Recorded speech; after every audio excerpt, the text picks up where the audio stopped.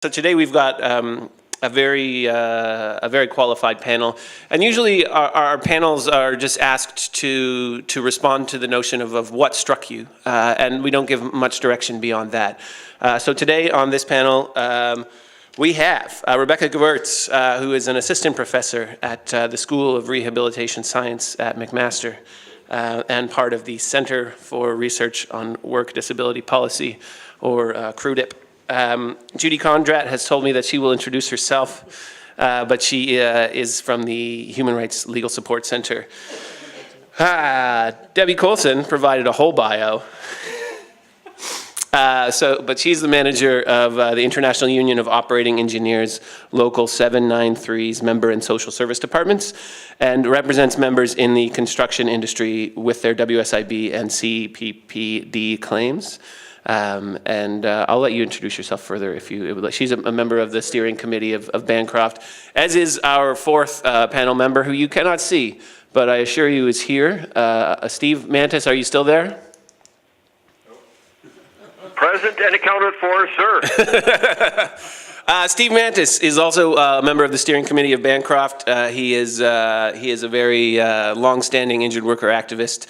He was a former member, I believe the first injured worker member of the WSIB's board of directors, and generally, you could call him the Noam Chomsky of the injured worker movement. So Steve Mantis, but I think we're going to start with Rebecca here and just move on down the line. And then we'll move into a group discussion afterwards. Okay, thank you very much. Can you hear me? I'm all good? So I'm not sure if I provide the most diverse perspective because Stephanie and I have worked together, and so I come at it from a research perspective, a different research perspective, but still a research perspective. My background is I'm an occupational therapist, so I have some clinical experience, and for well over 10 years now, I've been mostly working as a researcher. And I guess what strikes me the most about the studies that Stephanie shared and the discussion that the stories that have been shared by all of you in the room has really been, and actually as I look at as I conduct my own research and look at the data, I'm really struck by these long-term implications. And to me, that seems to be the issue that perhaps is not being adequately recognized and addressed, both research, but perhaps more pragmatically, just within the systems that we have within our systems.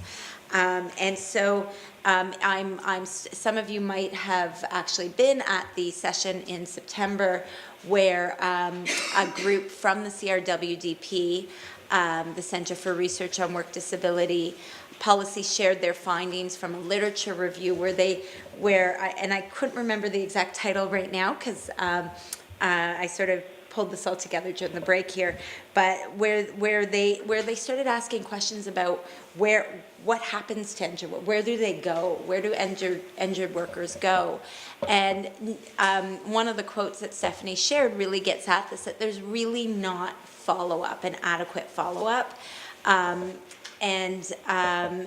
WSIB has a very limited scope, and they provide support to, and they do perhaps a good job, as John McKinnon had said earlier, around supporting injured workers who have very short-term injuries and are able to reintegrate successfully back to their job without too much complexity. And perhaps that's the majority of injured workers, but there's a really significant group of injured workers whose trajectories look different than that. And WSIB they might become disconnected from the WSIB system, and then what happens to them? And we just don't really have a good sense of what's happening. So I think there's a real need for some data in that area to really examine, are they ending up on social assistance? And actually that's really important for us to know, because you kind of see how the income support issues become downloaded to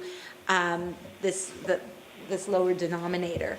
So you have these injured workers who are now being supported by the social assistance system with lower income, higher poverty, and that's not really the way the systems were meant to interact. So that would be really important to know is what's happening.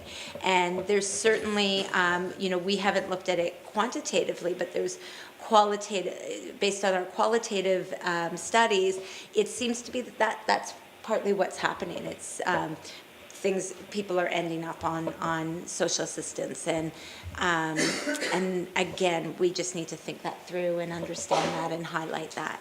So, and I guess we need to understand what should be happening, and if we are finding injured workers on social assistance, then we need to understand that and perhaps think about whose responsibility is that from how systems interact. So I think there's a real need for an examination of how these systems interact. So that's the thing that I am struck the most by. Also, in terms of, and this was really brought up by the people who sort of shared their stories just before the break, and I think is really important, is really understanding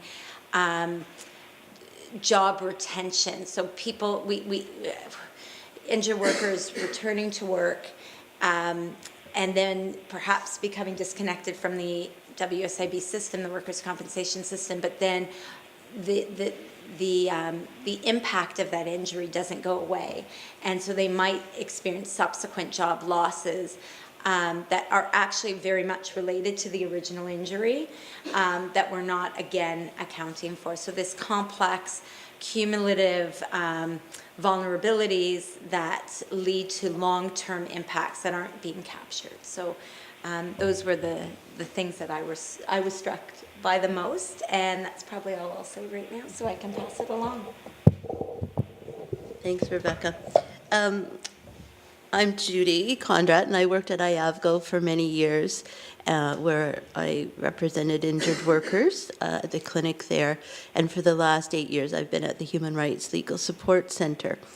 So what I'm sort of thinking about in response to the presentation this morning, I thought I would just sort of put out one comment, and then I was thinking about, well, what's the same between somebody who's been injured at work and somebody who needs accommodation under the Ontario Human Rights Code? Because it strikes me that there's similarities and there's differences. And to be honest, I'm not quite sure where I'm going to land with that, but I think maybe I'll just sort of put out a number of things. So, I think first of all, in listening to your presentation this morning, what struck me is, I don't know the word for it, I'll just call it like a historic prejudice in Canada.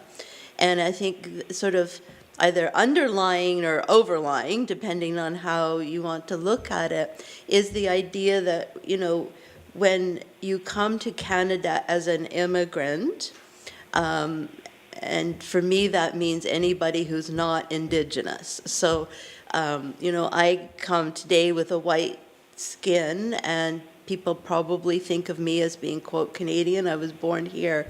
I speak English. I don't speak with an accent. My grandparents immigrated. So there's always, I think, been this notion in Canada of who's already here, except for the Indigenous people, who's already here, and then subsequent waves of immigration are just brought into Canada. You do the jobs that are more manual labor, that are the harder jobs. You learn English as you go along, and you make a life for yourself, and it's sort of a upwardly mobile notion, a trajectory. So I think that and the idea that, and I hope I can articulate this clearly, but the idea of, well, why should you as an immigrant get something that somebody who's here first is not going to get? Why should you be sort of put ahead. And I think maybe that's something that needs to be just acknowledged and also called out to stop happening, right? It's been, in my view, happening in Canada sort of historically, depending on who, who immigrates and where. So and I think that overlay then affects the relationships between dealing with systems like the WSIB, dealing with doctors, dealing with employers. Because if you're considered somebody who's basically expendable, first of all, and then you become injured, you're then even more, because you're no longer useful to the employer. So that's, I think I'll just sort of leave it with that. I think people understand that point, but I think it's something that really needs to be called out and challenged if we're to move forward and away from that. So let me just sort of move in quickly to talking about some of the similarities I hear and some of the differences between somebody who's injured at work and dealing with WSIB and somebody who needs accommodation at work under the Ontario Human Rights Code. So the similarities I hear is suddenly, you're kind of going along in your life and then suddenly something changes, Under the code, and when I say code, I mean the Ontario Human Rights Code, you don't have to fight about how you got disabled or how you came to need accommodation. Causation is not the argument. You just have to have a disability for which you need accommodation. End of story. Whereas WSIB, of course, is all about did the workplace cause the injury or illness? So that's different, but where it becomes the same is, you often end up in this situation of everything becomes medicalized. It becomes often a war of medical reports, like your doctor's saying this and the employer's saying that, and you're sort of suddenly in an adversarial situation with your employer who until then you didn't have an adversarial relationship with. And so tying that back to the presentation of this morning, I think that if you have a linguistic barrier, if English is a second or third or fourth or fifth language for you, it requires a fair degree of communication to be talking to doctors to say, I need this note to explain why I need accommodation, why I need modified duties in both systems, and also to be talking to the employer and to be trying to keep that relationship. It's your livelihood. And that's another thing I think I heard both from the research and from the people who spoke is, I think, sort of going back to this idea of a historic prejudice, of an idea that, immigrants, they're just, they're kind of here to milk the system and they don't really want to work, so let's sort of overplay an injury so that you can get some kind of benefit, right? And I think that kind of under that thinking is there, and I think again we need to challenge that, and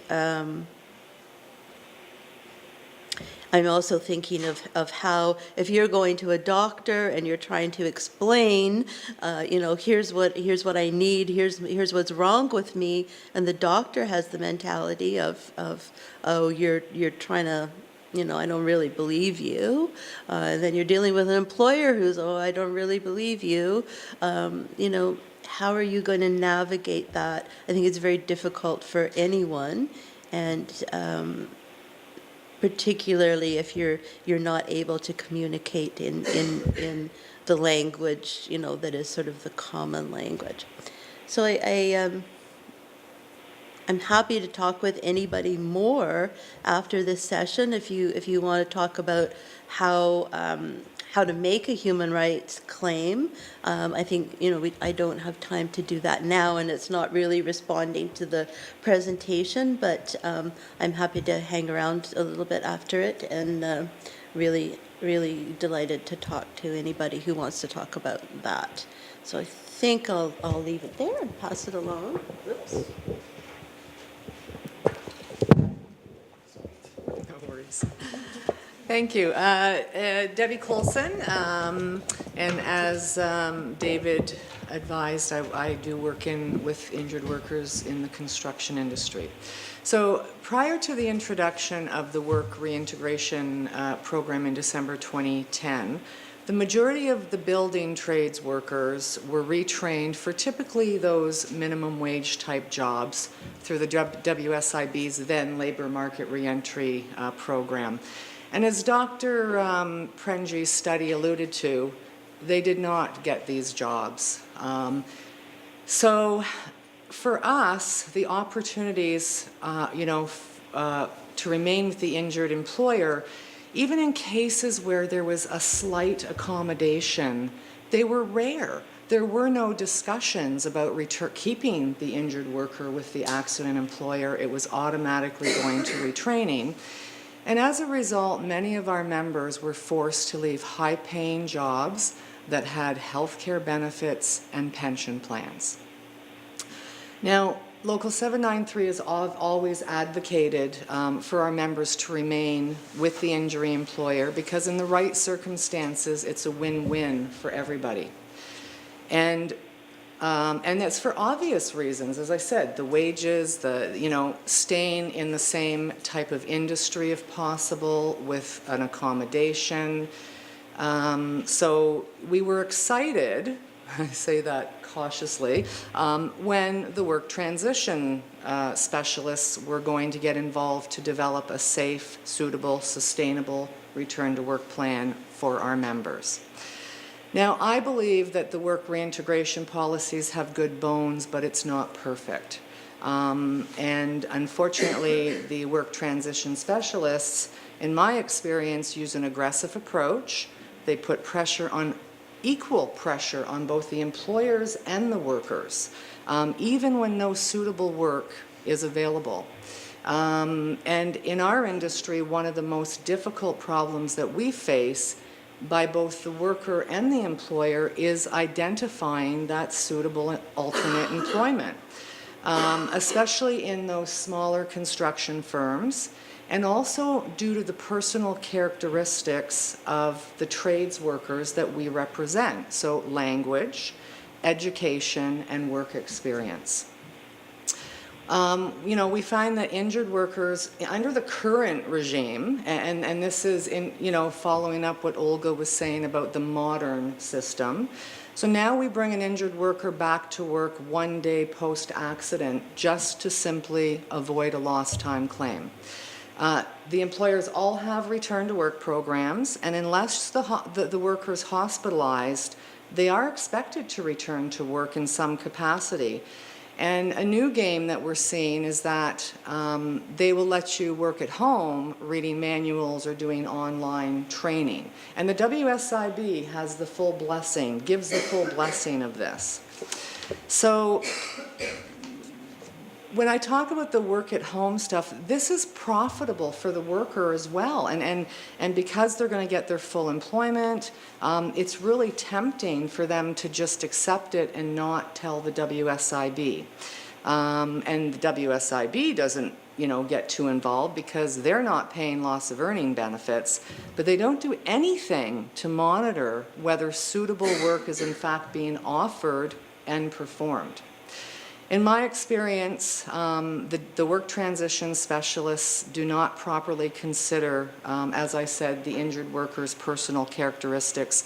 I find this during the early phase of the return to work process because, as I mentioned, most of ours really don't go past, 12 weeks with the employer. They're usually going to go into the retraining process. So they're constantly being forced into this unsuitable alternate work. They don't have the skills or retraining to do. And like, think of a 50-year-old with a grade 8 education who's worked 30 plus years in the construction field, and the alternate employment is working in the office. Automatic panic sets in. They've never worked in an office. They have no transferable skills. And consequently, it leads to frustration for the injured worker, and ultimately has an adverse impact on the return to work process and the worker's health, as the study also confirmed.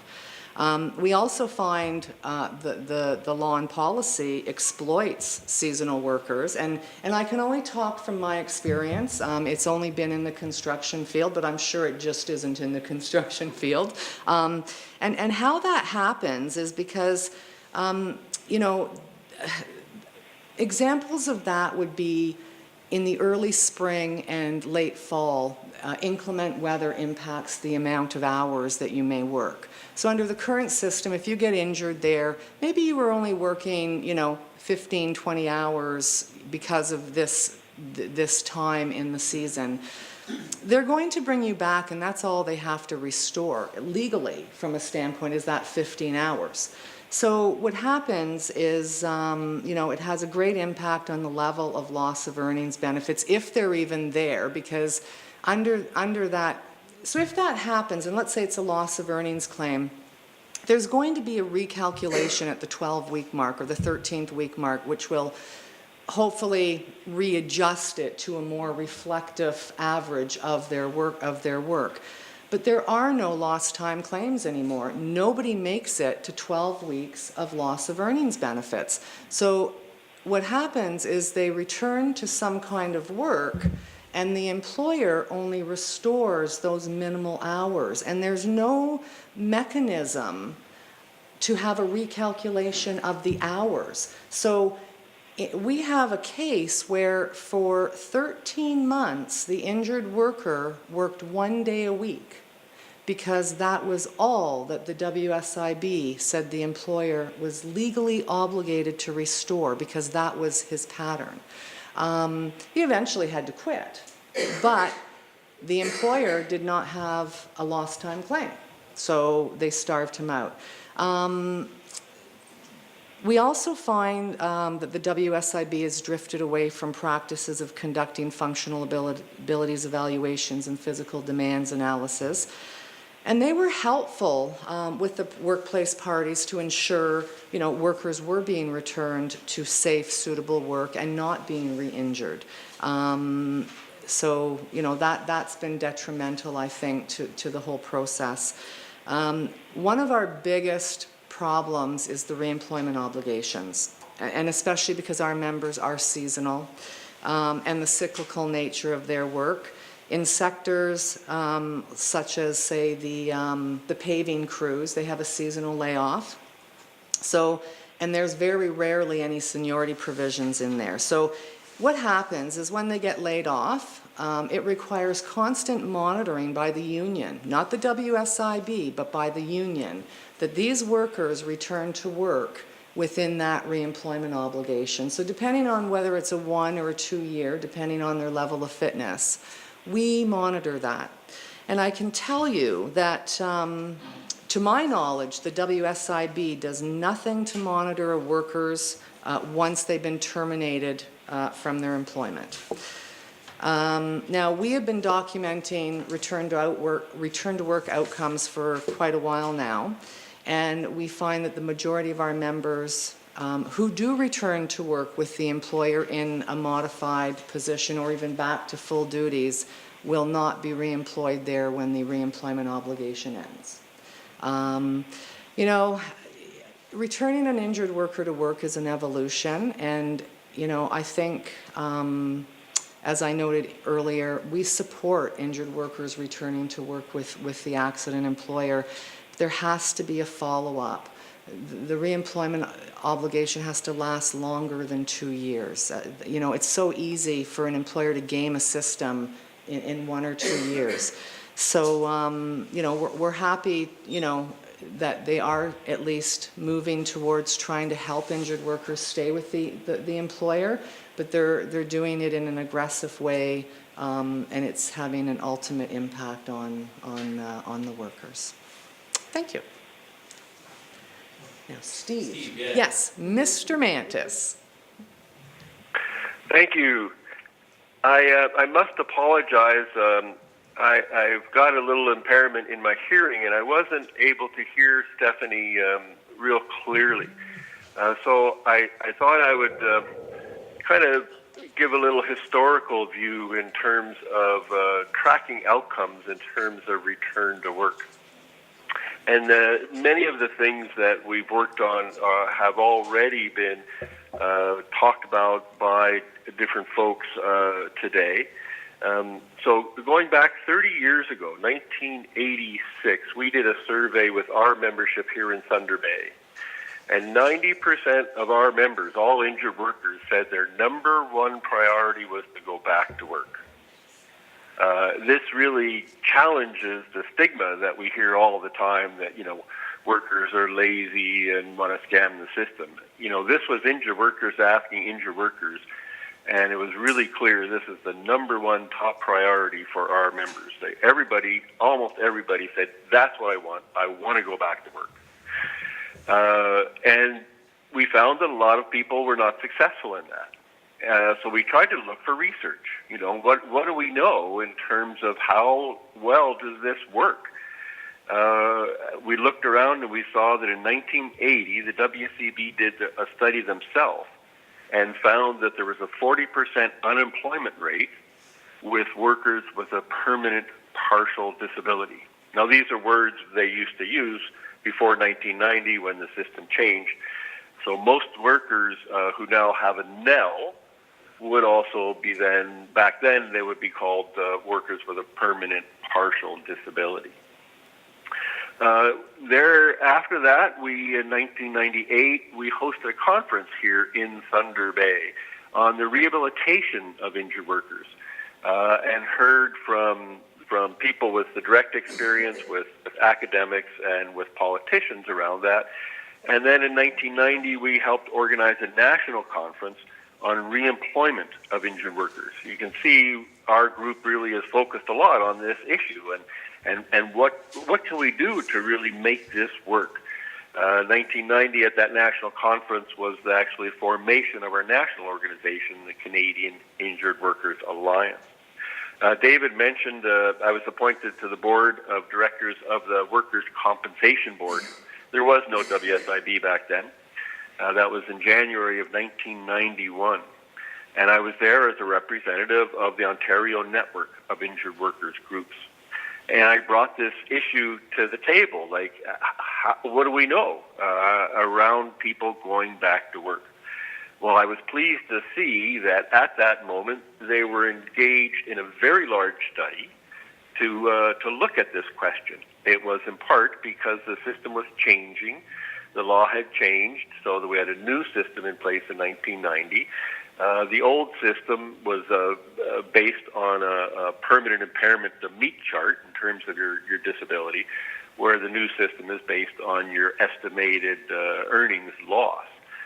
So it was the biggest study ever done to that point. 11,000 injured workers who were coming into the WCB for a pension assessment or a reassessment were enrolled in the study and did a questionnaire. And there was they had put together a crew of international scientific experts in research in this area to design the study, to analyze the results. And three of the researchers, Johnson, Baldwin, and Butler, published 3 reports from the data that was collected. And their third report, article in 1995, was called "Why First Return to Works Are Not a Good Measure of Success." And what they laid out was that most people with a permanent impairment, permanent partial disability, went back to work, but many were not able to sustain that. And what they talked about was that 5 years post-injury, after they first got hurt, the injured workers, 50% of those folks were unemployed, and another 5% were underemployed. And it's so interesting, as I've learned more about research, I dig deeper and look at it, and how they came up with those numbers is they took out a group of 1,000 plus workers who checked off a box that said, I took early retirement, rather than continue with employment. And from an injured worker perspective, we understand that to mean, well, no one would hire me anymore. So it sounds way better for me to say, oh, I took early retirement, rather than facing many barriers to try to maintain employment. So when you add those numbers in there, you're looking at a 65% rate of unemployment.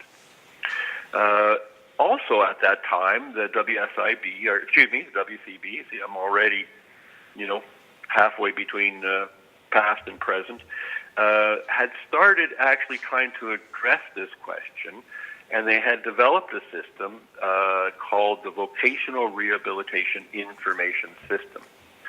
And they had a whole new database that would then track workers after they returned to work or after they finished a rehabilitation program to see how successful they were. And part of the requirement was that the adjudicators that were handling the individual claims would periodically phone and follow up with the injured workers to see about their employment status. Unfortunately, that system, without any clarity of why it died. They had invested lots of time and money, and the analysis was really that it wasn't a priority from the operations point of view for adjudicators to be following up with injured workers. That was not a priority, so the adjudicators didn't do the follow-up, so the data wasn't collected. And so that opportunity to try to understand what really happens to injured workers was lost. In 1993, the Canadian Injured Workers Alliance started a study on vocational rehabilitation and reemployment from the injured workers' perspective. The first thing we did is we contacted every provincial workers' compensation board across the country and asked them, what are the outcomes long-term for injured workers? And most of them actually never even responded. Those that did respond said, well, we don't know, but if you find out, let us know. We'd be keen to know. So we did a study which is called Participatory Action Research. We weren't academics. We're just all injured workers and advocates trying to figure this out. And we ended up interviewing in depth about 115 injured workers from across the country about their experiences. And we found very high levels of unemployment. 74.3% of the respondents said they were unemployed. Two-thirds were in chronic pain. Two-thirds were facing depression and mental health issues. As we went along, we saw that how research works made it difficult to actually follow up long-term with injured workers. Most research is funded by an outside agency. Many of those programs are of limited duration, 1 or 2 years. And as research unfolds, it takes a while to kind of get the ball rolling, and then you're collecting your cohort, the group of people you're studying. And so you don't really have time to see what happens long-term. And you're also studying things that happened in the past, even the ones that are fairly good. Still, we're looking at information that's now fairly old, 2 to 10 years old. And the way it interacts with the compensation system, the system seems to change every 5 to 10 years in terms of their approach. And then the system goes, oh, that's what happened previously. We've got the new, shiny, better program that makes it work for everybody. And of course, we don't find out until years later that, well, maybe it didn't work so well as you had thought. In 1996, I was appointed to the Workers' Compensation Board Research Advisory Committee or Council, which was to try to get research done on some of these topics, both health and safety and injured workers' experiences.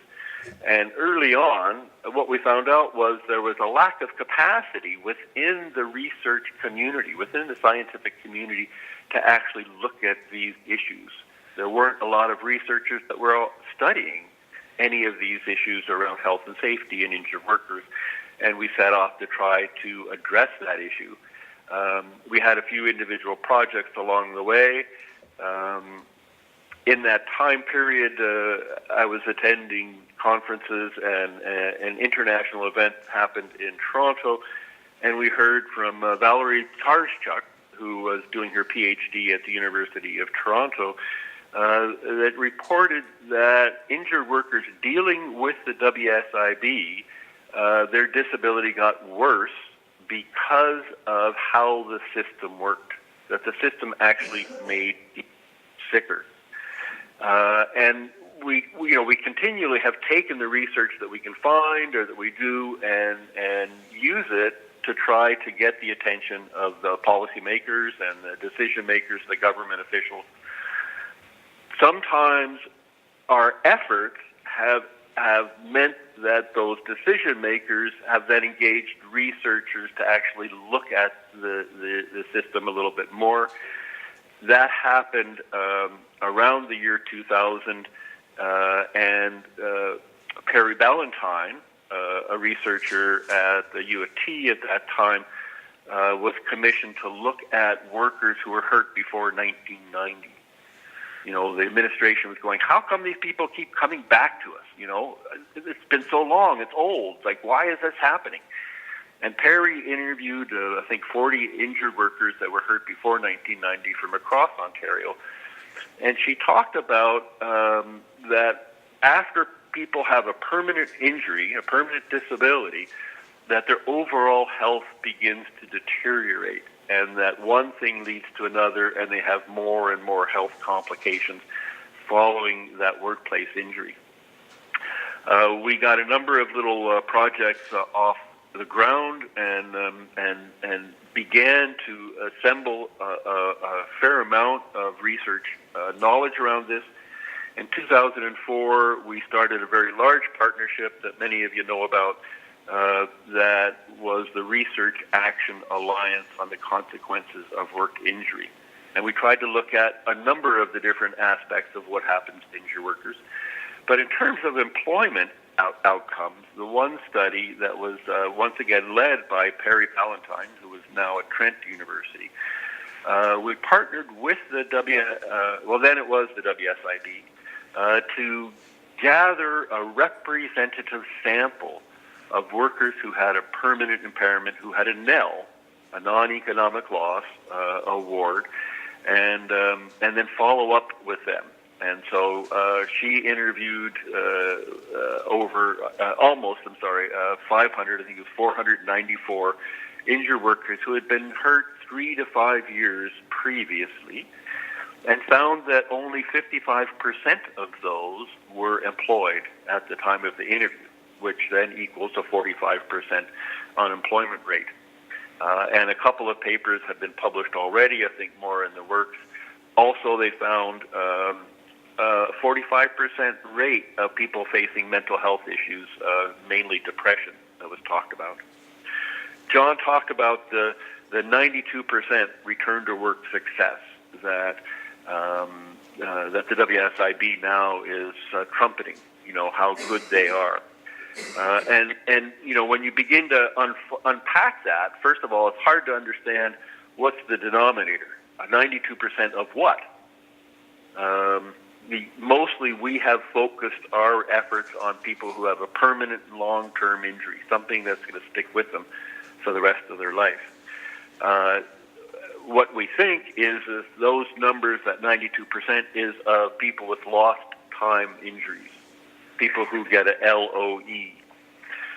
So when you do the math, that 8% that aren't back to work is about 5,000 workers.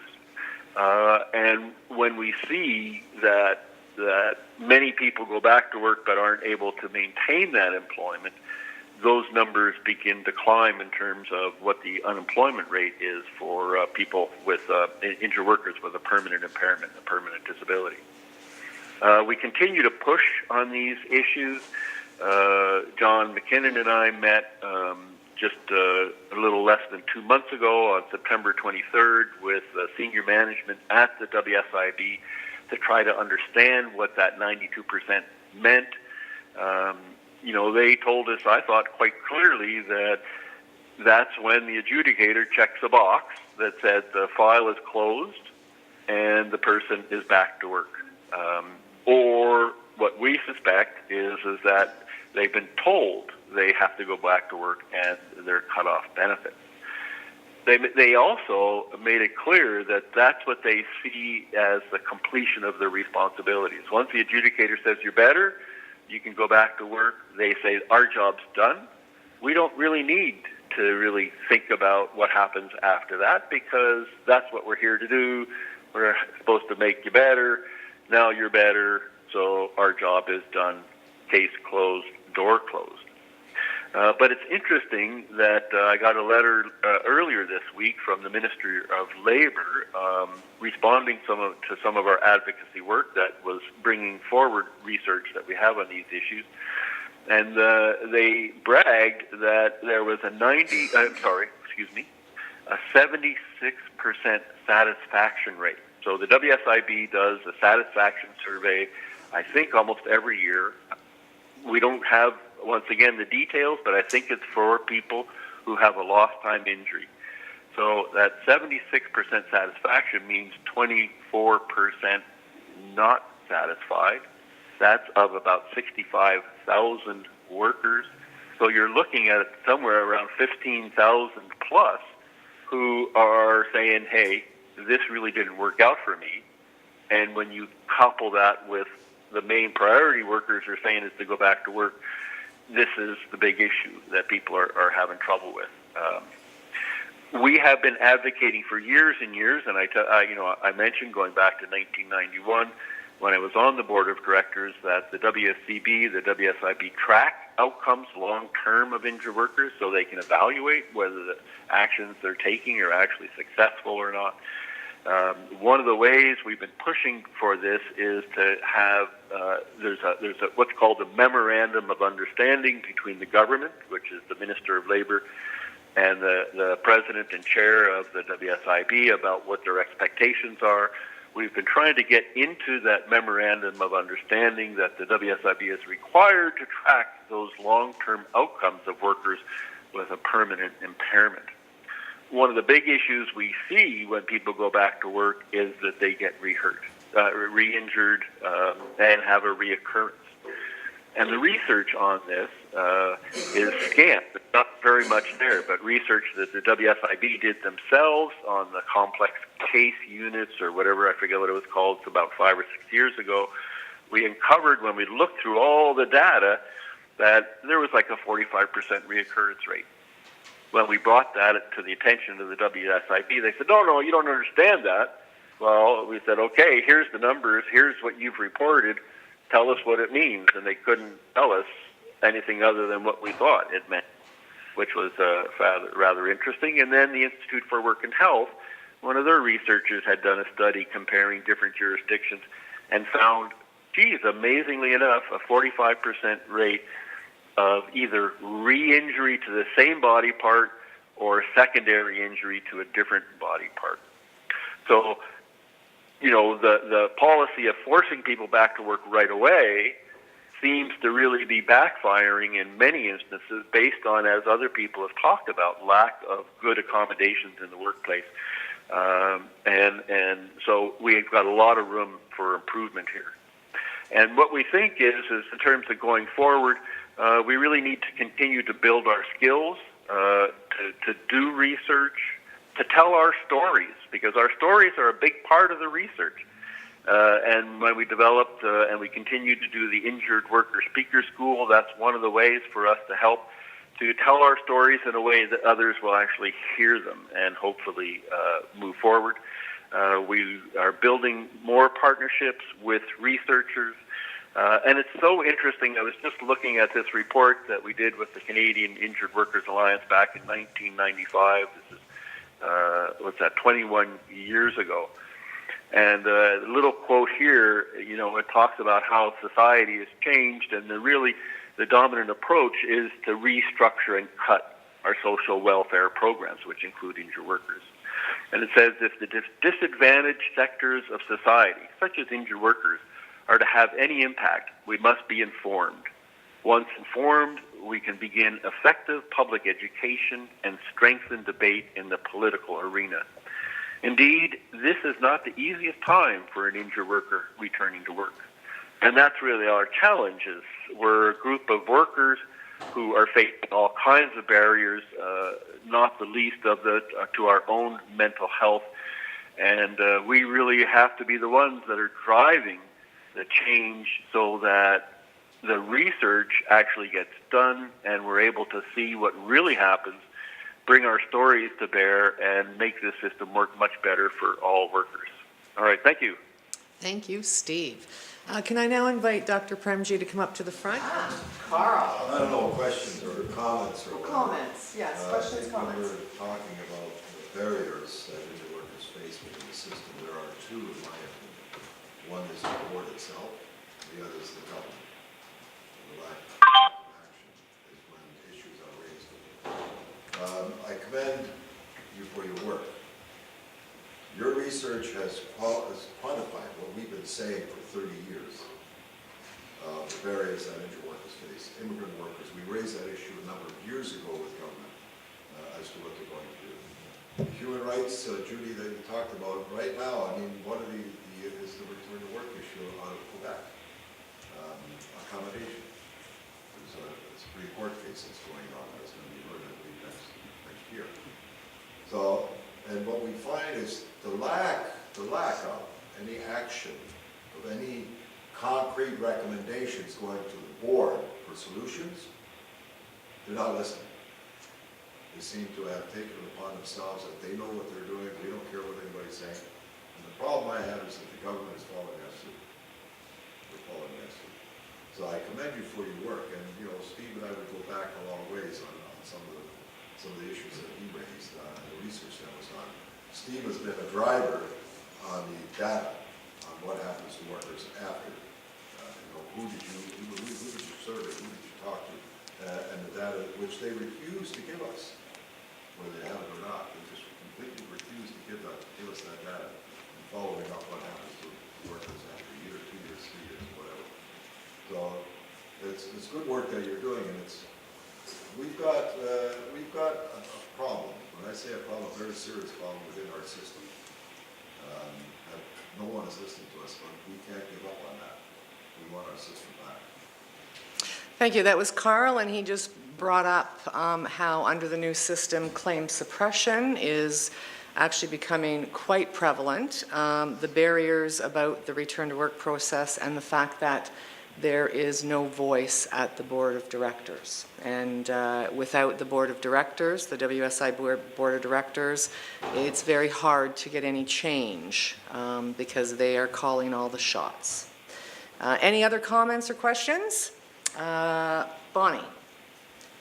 I was struck by the issue of translators, getting translators, and I thought of the Eldridge case in BC where a hospital was forced to provide ASL, American Sign Language, for deaf patients.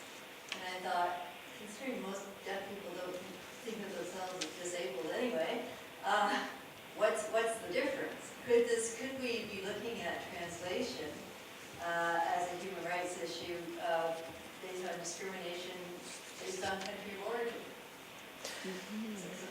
Yeah, so Bon, that's a great question. So is it possible then that, translation could actually come up in a human rights complaint? How would you like to address that, Judy? Well, sure.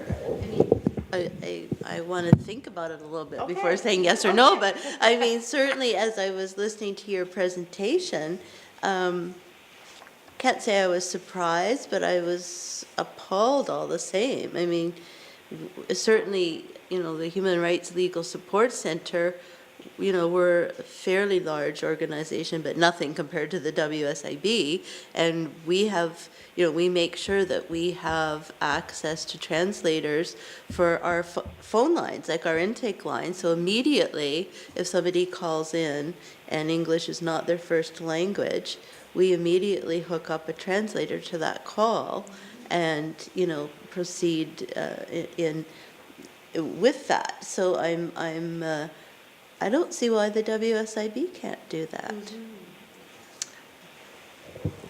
And maybe correct me if I'm wrong, and I'm not 100% sure of that, but I don't believe that language is actually one of the protected categories for protection of discrimination, but it can be used as a proxy. So if it masks discrimination based on country of origin or immigrant status, then it could be used in that way. But absolutely, and also a few years ago, the WSIB used to have an in-house multilingual services unit and is now outsourcing their services. So that's one of the issues that we'll be looking at with the study to see, well, what are the implications of this in terms of translation and interpretation? Thank you. Any other questions? Annie? Yeah. I found all solution, try my best. Now I found a program, a funding, like provided from Ontario Service. They help injured worker, they can apply for funding to buy me a tour to open the jar, right? But even I told my employer, with this tour, I can go back to work without, basically I can control work, right? But my employer ignore, now I'm under the long-term disability. It will be terminated the coming March, finish soon. I have a financial pressure after that. I feel like because of my permanent disability, my employer looks like kick me out. I think the next step I'm going to go to human rights complaint for human rights code to protect me. But I don't know the procedure, how to apply for it, to make the complaint. Come and like, talk to me. Yeah, talk to maybe Judy you have after, to yeah. help me to file the form. Yeah, so what Annie's saying is that, even though there is it sounds like a very simple and possibly inexpensive accommodation, the employer is actually refusing to make it. And that's a very good point that most likely could be a human rights. And Judy is going to respond. Well, come and talk to me, and I'll happily give you advice on how to make a claim. But just a thought that occurs that often when somebody is injured at work and it becomes a WSIB claim, I find that then the employer, the lens that they look at you through is through the workers' compensation system, totally ignoring the responsibilities that they have as an employer under the Human Rights Code, right? And I think that's money driven, because the WSIB, we get into the long discussion about the premium rates and, the incentives for lower, suppressing claims, etc., right? So I see that often at our legal center, that the employer's totally thinking about WSIB and not thinking about the code and accommodation of disability under the code, which the threshold is undue hardship, right? So under the Ontario Human Rights Code, doesn't matter, as I said before, whether you got hurt at work, you got hurt at home, doesn't matter. You're a person with a disability, which is a code-protected ground, and you need accommodation. So the responsibility then goes over to the employer to provide you with that accommodation, unless to do so would be undue hardship for them. And there's no like firm line in the sand, because it all depends on the size of the company, you know, et cetera, about what would be undue hardship. But I just find often I think because the financial incentives aren't there, the Human Rights Code is forgotten about, which of course it should not be.